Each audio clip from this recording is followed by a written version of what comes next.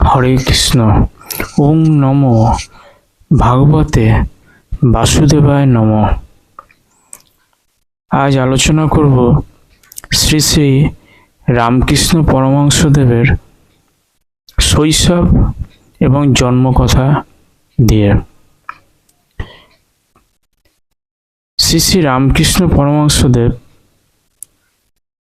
পশ্চিমবঙ্গের হুগলি জেলার আরামবাগ মহকুমার অবস্থিত কামারপুকুর গ্রামে 1836 সালে এক দরিদ্র ধর্মনিষ্ঠ রক্ষণশীল ব্রাহ্মণ পরিবারে জন্মগ্রহণ করেন। কামারপুকুর শহরের চাকচিক্য দ্বারা আচ্ছন্ন ছিল না এবং এখানে ধানের ক্ষেত, লম্বা লম্বা তালগাছ, রাজকীয় বটগাছ, কয়েকটি পুকুর এবং দুটি শ্মশান ছিল। তিনি ছিলেন পিতা ক্ষুদিরাম চট্টোপাধ্যায় এবং মা চন্দ্রমণি দেবীর চতুর্থ এবং শেষ সন্তান।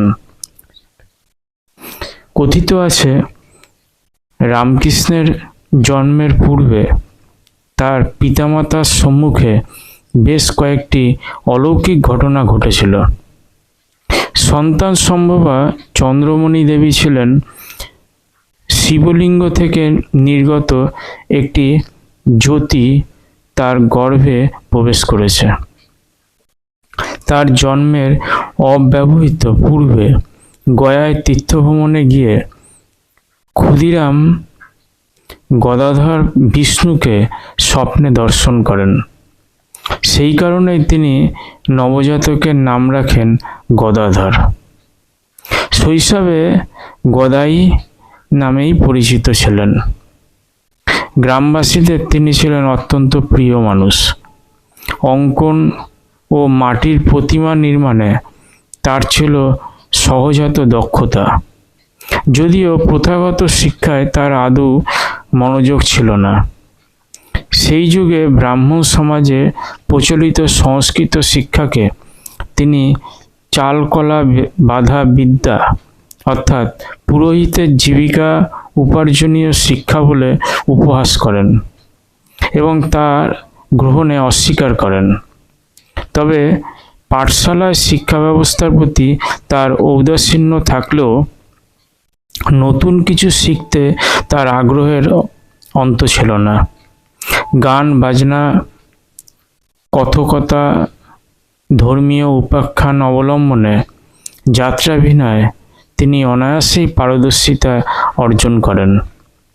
তীর্থযাত্রা, সন্ন্যাসী এবং গ্রাম্য পুরাণ কথকদের কথকতা শুনে অতি অল্প বয়সেই পুরাণ, রামায়ণ, মহাভারত, ভাগবতে ব্যুৎপত্তি অর্জন করেন এই গদাধর।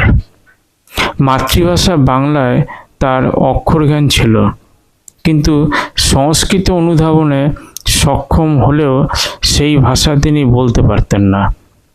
পুরীর পথে কামারপুকুরে বিশ্রামরত সন্ন্যাসীদের সেবা যত্ন করার সঙ্গে সঙ্গে তাদের ধর্মীয় বিতর্ক মন দিয়ে শুনতেন এই গদাধর। শ্রীরামকৃষ্ণের স্মৃতিচারণা থেকে জানা যায় যে 6-7 বছর বয়স থেকেই তার মধ্যে আধ্যাত্মিক ভাব তন্ময়তা দেখা দেয়। একবার ধান ক্ষেতের পথে চলতে চলতে আকাশে কালো মেঘের পটে সাদা বলাকার সৌন্দর্যে মোহিত হয়ে তিনি বাহ্যজ্ঞান রহিত হন। পরবর্তীকালে তার সেই অবস্থাকে তিনি ব্যাখ্যা করেন এক অনির্বচনীয় আনন্দের অভিজ্ঞতা রূপে। বাল্যকালে আরও কয়েকটি তার অনুরূপ ভাবান্বিত দেখা দিয়েছিল। একবার দেবী বিশালাক্ষীর পূজার সময়, অনেকবার শিবরাত্রি উপলক্ষে যাত্রায় শিবের চরিত্রাভিনয়কালে 10-12 বছর বয়স থেকেই এই ভাব তন্ময়তা তার নৈমিত্তিক ব্যাপার হয়ে দাঁড়ায়। 1843 সালে পিতৃবিয়োগের পর পরিবারের ভার গ্রহণ করেন তার অগ্রজ রামকুমার।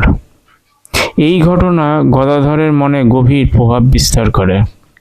ধর্মীয় জীবনযাপনের ইচ্ছা তার মনে দৃঢ় হয়। পিতার অভাব তাকে মায়ের খুব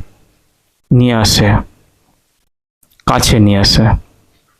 ঘরের কাজ এবং গৃহদেবতার পূজা পাঠে তিনি অধিকতর সময় ব্যয় করতে থাকেন। আত্মমগ্ন হয়ে থাকেন ধর্মীয় মহাকাব্যের পাঠে। গদাধর যখন কিশোর, তখন তার পরিবারের আর্থিক সংকট দেখা দেয়।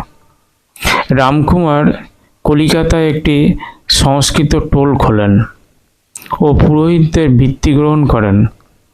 1852 সালে দাদাকে পৌরোহিত্যে সহায়তা করার মানসে গদাধর কলিকাতায় পদার্পণ করেন। 1855 সালে কলিকাতার মাহিষ্য সমাজের এক ধনী জমিদার পত্নী রানী রাসমণি দক্ষিণেশ্বরে কালীবাড়ি প্রতিষ্ঠা করলে রামকুমার সেই মন্দিরে প্রধান পুরোহিতের পদ গ্রহণ করেন। তখনকার ব্রাহ্মণ সমাজে নিম্নবর্গীরা গণ্য এক নারীর প্রতিষ্ঠিত মন্দির হওয়া সত্ত্বেও সামান্য অনুরোধেই গদাধর সেই মন্দিরে চলে আসেন। তিনি তার ভগনে হৃদয়রাম রামকুমারের সহকারী হিসাবে প্রতিমার সাজসজ্জার দায়িত্ব গ্রহণ করেন। 1856 সালে রামকুমারের মৃত্যু হলে গদাধর তার স্থলাভিষিক্ত হন। মন্দিরে উত্তর পশ্চিম আঙিনায় তাকে একটি ছোট ঘর দেওয়া হয়। এই ঘরেই তিনি অতিবাহিত করেন অবশিষ্ট জীবন। অনুমিত হয় রানী রাসমণির জামাতা মথুরামোহন বিশ্বাস, যিনি মথুরবাবু নামে পরিচিত ছিলেন, তিনি ওই গদাধরকে রামকৃষ্ণ নামটি দিয়েছিলেন।